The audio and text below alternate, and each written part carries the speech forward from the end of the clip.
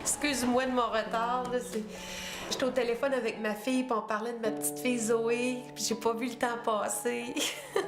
C'est pas grave, j'étais en train de lire un bon roman, il n'y a pas de difficulté. Mais toi, comment ça va? J'ai su qu'on t'a fêté cette semaine. Ah, c'était tellement plaisant. Mes enfants étaient là avec leurs conjoints. On a passé d'agréables moments ensemble. Chanceuse. Puis, t'as-tu fait un petit cadeau? Ah, j'ai eu un certificat cadeau pour le Nordic Spa à Chelsea. Puis je sais pas si tu le sais, mais j'en ai vraiment besoin parce que je suis tendue dernièrement. Ah ben là, qu'est-ce qui se passe? Qu'est-ce qui fait que t'es inquiète?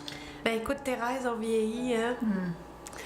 Et puis ce matin, j'ai reçu une lettre de ma banque concernant les rabais pour les frais bancaires pour les 60 ans et plus. Je savais même pas que je payais des frais bancaires à tous les mois. Là, mes frais bancaires vont diminuer à 12 $ par mois. Et je pense que je suis mieux de m'occuper de ça à l'avenir, hein? Oui, je comprends. T'arrives à 60 ans. Il faut s'acclimater à ce changement-là, mais il y a aussi toute la situation financière là, qui est sous-tendue. Écoute, prends-moi comme exemple. Ça fait maintenant presque 4 ans que je suis à la retraite. Puis vraiment, j'ai eu la chance de voir combien de changements se sont opérés dans ma vie depuis que je travaille pas. Puis toi, comment ça s'est passé quand tu as pris ta retraite? Est-ce que tes revenus ont beaucoup diminué? Oui, mes revenus ont diminué, mais mes dépenses aussi. Tu te souviens comment est-ce que j'aimais ça, aller magasiner, puis me mettre belle? Oui. Alors, j'avais toujours toutes sortes de nouveaux vêtements tout le temps, parce qu'au bureau, c'était exigeant, puis il fallait que je sois bien mise. En tout cas, moi, je me rappelle de toi. Tu avais toujours des sacs à main à sortir à tes tenues. Tu étais toujours magnifique. Merci, j'essaye d'être encore magnifique, mais vraiment, il faut faire avec ce que la vie nous envoie aussi. Là, oublie pas, j'ai perdu mon mari. Alors ça, c'était pas prévu. Alors, je me suis retrouvée à avoir beaucoup de dépenses additionnelles pour cette situation-là, mais aussi, je me suis retrouvée toute seule à gérer mes avoirs. Alors, j'ai dû me mettre à l'œuvre puis m'occuper de ma situation beaucoup plus qu'avant. Ma pauvre Thérèse, tu sais que tu peux toujours m'en parler si t'en as besoin, hein? Hésite pas. T'es bien gentille, t'es bien gentille. Puis à part de ça, les dépenses, moi, j'avais pas pensé à tout ça. Ça veut probablement dire que pour moi, les voyages dans le sud une fois par année, je pourrais plus en faire autant.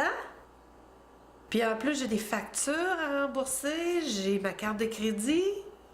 Qu'est-ce qui va se passer si mes revenus diminuent? C'est inquiétant. Oui, je pense que l'important, c'est vraiment d'aller chercher l'information dont on a besoin, là, qui va nous rendre notre situation un peu plus claire. Parce que toutes les personnes, c'est différent. Donc, ça ne veut pas automatiquement dire que tu auras un revenu plus réduit. D'abord, il faut que tu saches que tu as contribué à un régime de pension du Canada, puis tu peux savoir combien ça va te rapporter à tous les mois si tu prends ta retraite à 60 ans ou si tu prends ta retraite à 65 ans.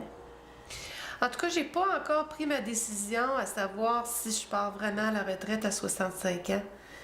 Parce qu'à bien y penser, des fois je suis fatiguée dans le milieu de la journée.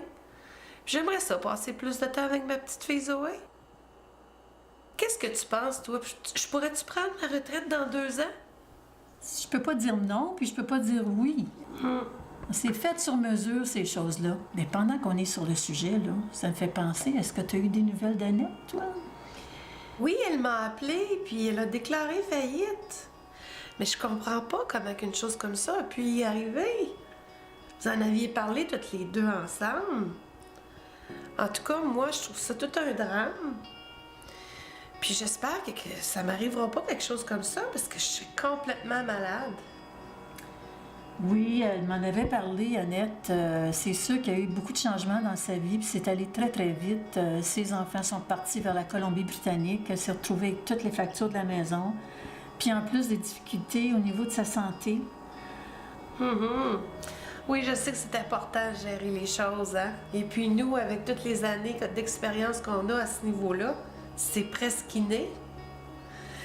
Fait que moi, je pense que je vais être correcte. Je pense que je me retrouverai pas dans cette situation-là un jour. En tout cas, il ne faut pas hésiter.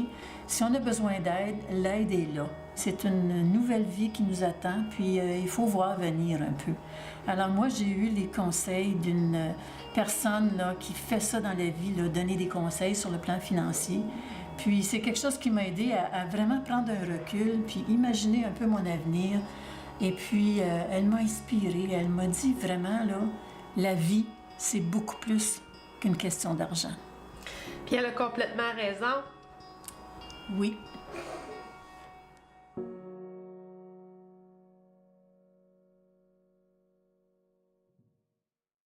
Comme on vient de le constater dans l'échange entre Thérèse et Louise, on peut dire qu'elles représentent les réalités qu'on rencontre en consultation. Et croyez-moi, Louise ne représente pas une exception, loin de là, dans la non-préparation financière de sa retraite. Le mot-clé ici, c'est préparation.